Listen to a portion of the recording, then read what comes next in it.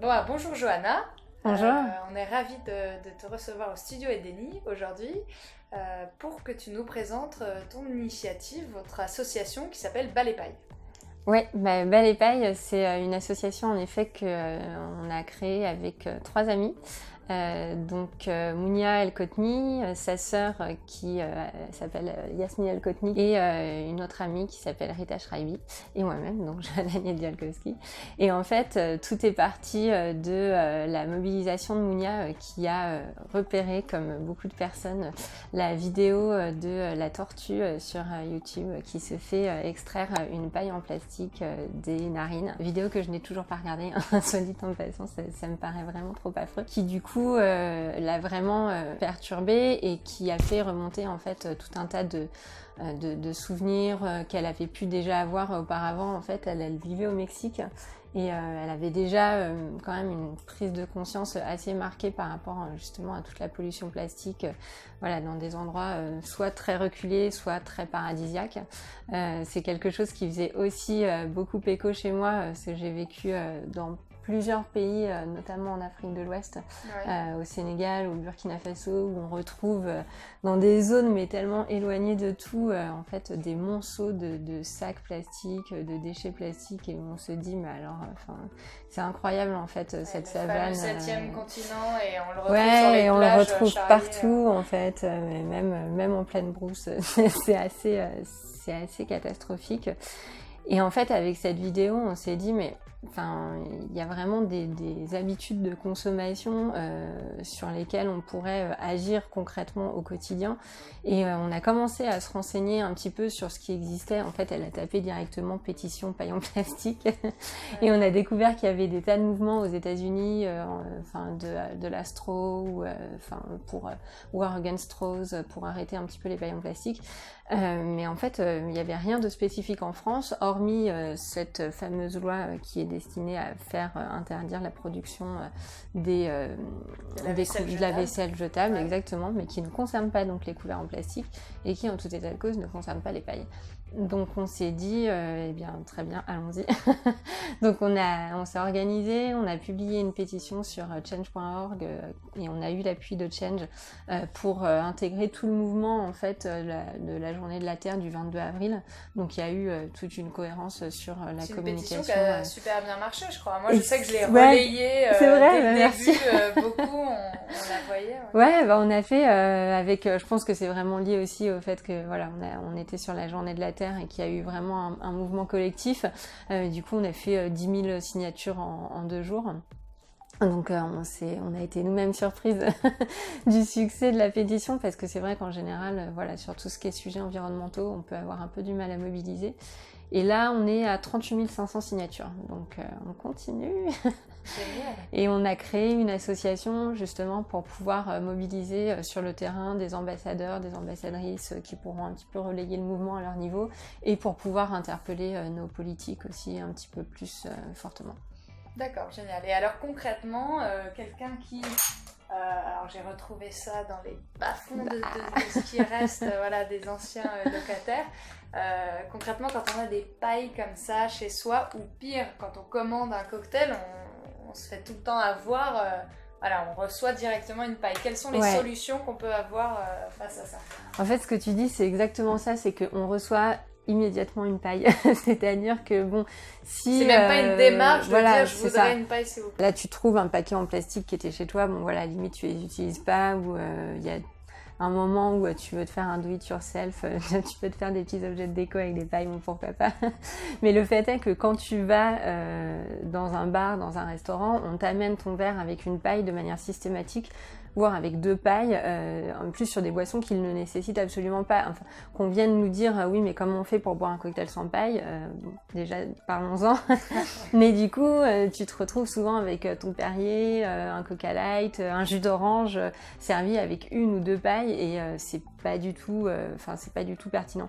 Donc déjà oui, il y a la démarche qui consiste à dire, et donc nous c'est vraiment là-dessus qu'on incite les ambassadrices et les ambassadeurs qu'on mobilise, et donc toutes les personnes à qui on parle, de dire au moment de la commande, je ne veux pas de paille en plastique dans mon verre.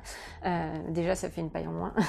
Au cumul, c'est déjà pas mal. Et ça commence à intégrer l'esprit des barman et des restaurateurs en fait, parce que typiquement là la semaine dernière Rita était dans un bar, elle s'assoit avec une copine en terrasse, elle demande un cocktail, elle dit par contre sans paille s'il vous plaît, et la serveuse lui dit mais c'est un complot ou quoi, parce que là à l'instant c'est pareil, je viens de servir une jeune fille, elle m'a dit mais pas de paille, et donc en fait voilà, ça c'est le petit truc qui fait que on se dit voilà, petit à petit, si c'est vraiment un mouvement from the roots, on va pouvoir réussir à prendre une autre dimension, parce que c'est vrai que c'est un des premiers arguments en fait qu'on nous sort quand on commence à en parler, mais oui, mais comment on va faire sans paille en fait? Les restaurateurs, les barman sont très inquiets du bien-être de leur clientèle, ce qu'on peut comprendre, et donc ils ont beaucoup de réticence à changer les habitudes à ce propos, et donc ils disent bah ouais, mais c'est un geste habituel, et puis les gens s'attendent à avoir une paille, et puis les alternatives ça coûte trop cher, alors que en fait, voilà, les typiquement... alternatives, on peut les présenter. Donc, chez Denim, on n'utilise plus de paille en plastique depuis très longtemps, forcément. Et alors, c'est vrai que moi, j'ai exactement la même réaction première que ce que tu viens de dire, c'est-à-dire tout simplement demander sans paille. Ouais. C'est la base, on n'a pas besoin de paille. Enfin, moi, jamais chez moi, je me dis, tiens, je vais boire mon jus avec une paille. Voilà. En revanche, c'est vrai que j'aime bien les pailles en inox, non pas vraiment pour boire, sinon pour interpeller. Ouais. En fait, c'est toujours un sujet de conversation. C'est-à-dire que je sors exprès, alors que j'oublie, je bois mon cocktail sans paille, voilà. Mais je vais faire l'effort de sortir de mon sac, j'ai toujours une paille en inox avec moi, parce que ainsi, ça démontre quelque part, c'est un peu une... voilà, faire naître les conversations, autant pour les serveurs que pour les amis avec lesquels tu es, et puis ne pas oublier de la récupérer à la fin, parce que sinon, comme moi, vous allez passer de 6 pailles à 2, parce qu'elles repartent, mais bon, tant mieux si quelqu'un d'autre peut s'en servir, et que voilà, et qu'au moins un bar aura une paille en inox. Non, mais c'est vrai que c'est un de leurs premiers arguments. Non, mais on va nous les voler.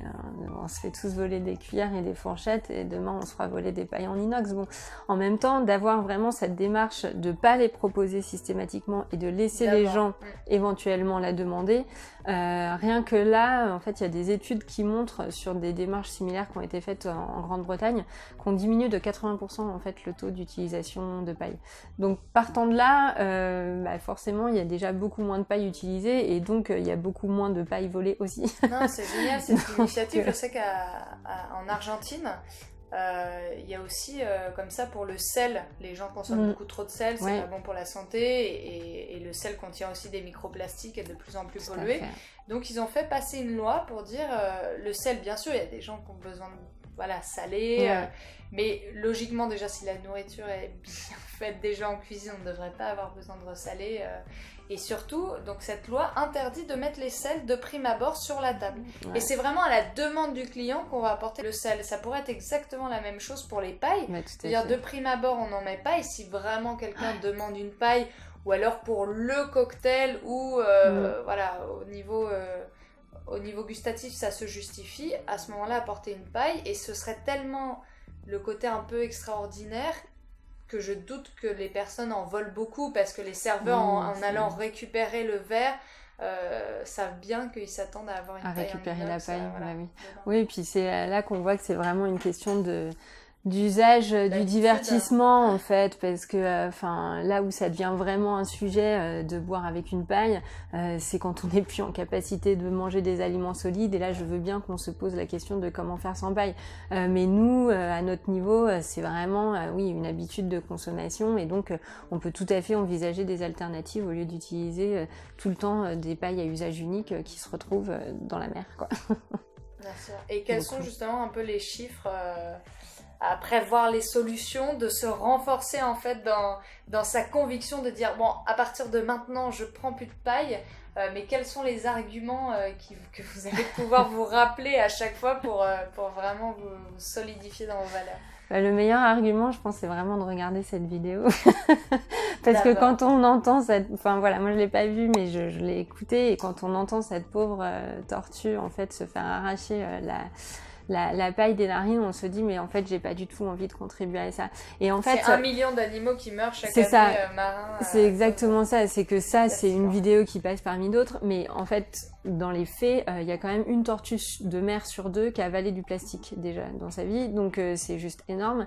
Et au rythme où on continue, on estime qu'en 2050, il y aura plus de plastique que de poissons dans l'océan. Ça a l'air de rien, mais ça, c'est pas la paille en entier qui se retrouve dans l'océan, bon, sauf là en l'occurrence pour cette tortue, mais la plupart du temps, c'est des micro-particules de plastique qui sont aisément confondables avec du plancton pour les animaux qui en mangent. Et donc en fait tout ça se retrouve dans toute la chaîne alimentaire. Et donc bah voilà, tu le disais, il y en a dans le sel, mais il y en a aussi dans l'eau du robinet. Donc en fait dans les poissons, pour ceux qui mangent tout ce qu'on mange. Donc ça peut très vite devenir un sujet d'alarme sanitaire si on n'y prête pas attention. Et les pailles en plastique plus spécifiquement, on a un peu du mal à avoir des chiffres sur la consommation en France, mais sur la consommation aux États-Unis, en fait, il y a 500 millions de pailles en plastique utilisées par jour. Donc pour un petit élément de comparaison, ça permet de faire 2,5 fois le tour de la planète. Par jour. Hein. Donc voilà, il faut se rendre compte du truc quand même. Pour quelque chose de totalement inutile pour 95% peut-être de la population. Ouais, et puis 30 secondes d'utilisation, quoi. C'est des années de durée de vie. Et en France, on n'a pas vraiment d'équivalent sur les chiffres de consommation, mais d'après Surfrider et les collectes qu'ils organisent sur différents terrains chaque année, ça fait partie des 5 premiers déchets les plus ramassés sur les plages françaises.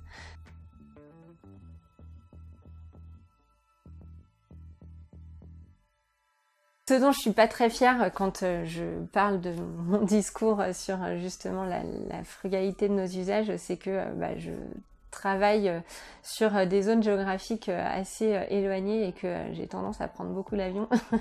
Et du coup, c'est vrai que voilà, ça fait partie des éléments de mon discours qui sont pas forcément très cohérents et qui me posent souvent question. Mais à une plus petite échelle, je commence à moins commander de sushis parce que je ne supporte plus la dose de plastique qui arrive et d'agrafes. D'ailleurs, c'est aussi un sujet qui arrive avec, mais c'est vrai que voilà, ça fait encore partie des choses que j'ai du mal à supprimer. J'utilise plus du tout de sacs plastiques, du coup les pailles en plastique non plus. Je commence à aller un petit peu plus justement acheter en vrac et faire un petit peu plus attention à ce que j'achète au moment où je l'achète, sur ce que ça va générer comme déchets. Voilà, après j'essaye d'avoir un mode de vie aussi assez comment dire, pas frugal non plus, mais enfin voilà, j'essaye de faire attention. Je n'ai pas de voiture, je ne la prends pas. Donc voilà, au quotidien, j'essaye de compenser un petit peu. Merci beaucoup Johanna pour ce témoignage, présenter un petit peu les pailles. Et puis maintenant, vous savez ce qu'il vous reste à faire pour ne pas retrouver donc, les pailles sur nos plages cet été et aussi pour tout simplement participer du bon sens, d'être zéro waste, de ne pas surconsommer des choses qui sont inutiles et néfastes, pas seulement pour la planète, pas seulement pour les animaux, mais même pour nous. Pour nous, et donc, bien, ça fait partie des éco-gestes à adopter. Et puis, on se retrouve très vite. Vous avez des actualités? On va essayer d'organiser de nouvelles projections du documentaire Strauss, justement, qui revient un petit peu sur les dérives de nos usages autour des pailles en plastique et en fait de toute une gamme de solutions et d'alternatives qu'on peut mettre en place au quotidien. Génial, merci beaucoup. On vous met tous les liens en bas de cette vidéo. Et puis n'hésitez pas à la partager et à mettre un petit pouce bleu si ça vous a plu. À très bientôt. Merci.